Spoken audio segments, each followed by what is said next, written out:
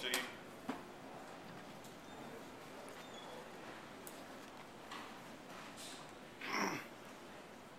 John, could you talk about the defensive effort in the first 20 minutes? Was it a product of what you guys were doing, or was LSU just missing shots? I think it was a little bit of the combination of both, but I'd like to think that we had a lot to do with that. You know, we wanted to come out with the mindset of being aggressive both offensively and defensively. Our practices the last few days have been really good, and our guys are picking up the intensity in practice. Although we're not practicing as long, they're starting to communicate better, and I think that's helping. They missed some open shots, but I think we made them take tougher shots than they were used to.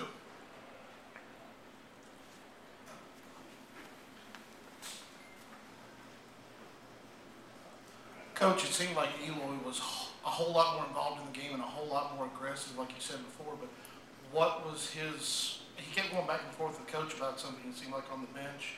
Was it because of what he was doing on the floor, or was there something wrong? I think a lot of it, he just wants to make sure that he's understanding what Coach is saying. He was much more aggressive. He's putting in extra time in practice. We need him to come up with balls. That's the biggest thing. There was still a few that he didn't get, but he's making progress, and it's going to be a factor at some point in time in the year. John, over here. Okay, gotcha. I know it's a small sample size as far as 2 games, but what's the difference in energy level with Terrence coming off the bench? What do you see as far as getting off to those fast starts you guys have had? Well, we got off to a fast start today because we made shots. I don't really think it matters if Terrence comes off the bench or Duran comes off the bench. It just so happens that, you know, that's the way it's been the last few games. I think both kids accept it. But the reason we got off to the fast start is we made some shots. Our press was much more effective today, and that got our energy level up. And our guys are starting to pick up the press a little bit, so we're feeling more comfortable that we can use it more often. John, could you talk about how you feel you guys have settled into your roles, and also about the way that DeAndre played today?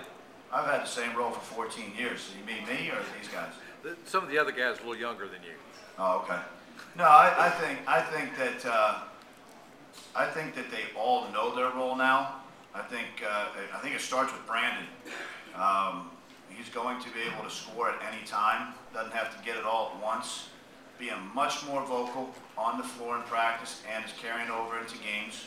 I think our older guys are really showing our young guys what it takes. But the biggest thing is our communication in practice has just really carried over. And you could tell that we had fresh legs today. As I mentioned earlier to another group, is that this is the point in time where our practice time cuts back a little bit because we want them to be fresh for games. And I think that was quite evident tonight. Talk about DeAndre. I think DeAndre, Coach just said it in the locker room. Sometimes he's thinking pass first too much, where we want him to score. And when he's driving the ball, he's driving to get fouled instead of trying to drive to score.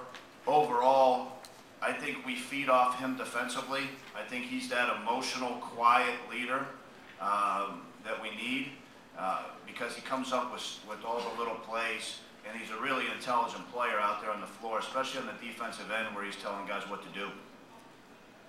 John, forgive me if you've been asked. I got here late, but can you talk about John Hood and how he contributed to this game? Well, you know, I was happy for him today because he played more aggressively. He went after balls instead of shying away from them.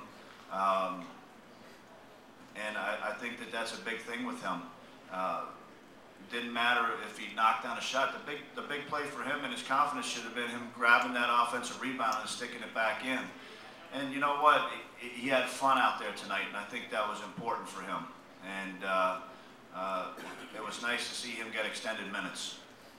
John, to your right, this would seem to have been one of the more consistent efforts for Darius Miller.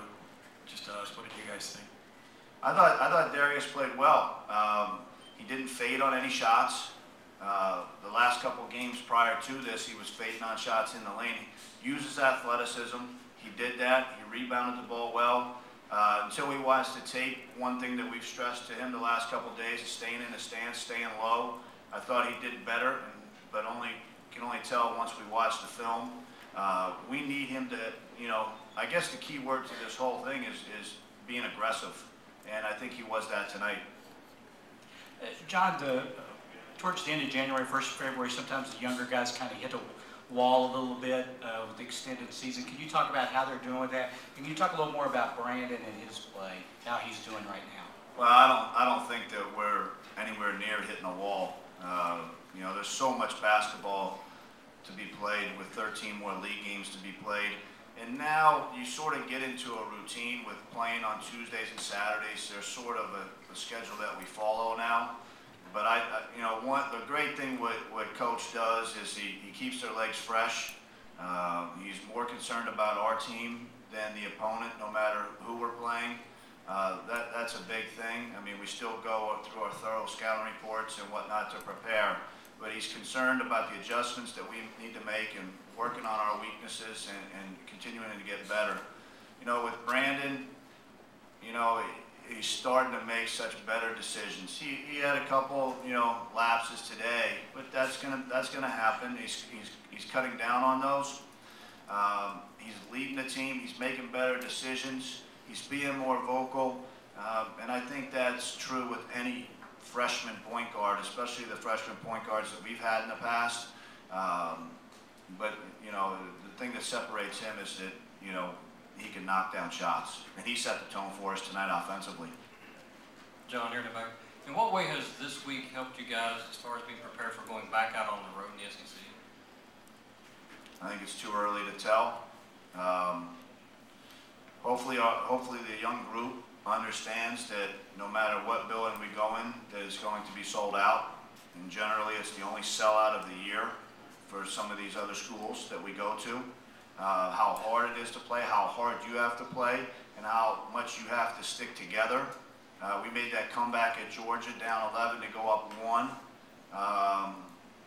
Were they satisfied just getting to that point? We don't know, but we didn't play our style of basketball at that point in time. Typically, one of our teams that does that, that's when you really hit gut check, and that's when you suck it up and you pull out the tough win. That's what you have to do on the road. 2 more questions. You guys, Stringer struggled for them. Were you guys focused on him in particular to try to contain him, or what happened there? Well, that's one of the reasons that Cal really likes big guards. Our size gave him issues. When you're shooting over DeAndre Liggins at 6'5" with long arms and big hands, that makes it tough, and he can get up in you, and he's quick enough to stay in front of you. He was one of the guys that we were keen on. That's not a true LSU team because they were without Turner, their leading scorer, who is a very good player. And watching film, he makes a difference for their team. Just with you take off your leading scorer, it's going to hurt you at some point in time. And unfortunately, he didn't play. But they're improved, and I know they're probably disappointed, but they are getting better for sure. John, how much did preparation play a role in attacking their zone early tonight, or was it just simply making shots? I will say this, and I know I'm biased, but we talk about our dribble drive against man-to-man. I don't know why people don't look what we do against zone, because I think our zone offensive looks are terrific. I think that's one thing that I certainly give Cal credit for. His zone offense is great, and we've seen it all, every type of zone. Yeah, you have to make shots, but we're getting the balls to the right things. We know if we know what type of zone they're in, we can attack it, and it's tough to zone us because we can spread you out, and we have 4 guys that can make shots, and we did that tonight. Thank you.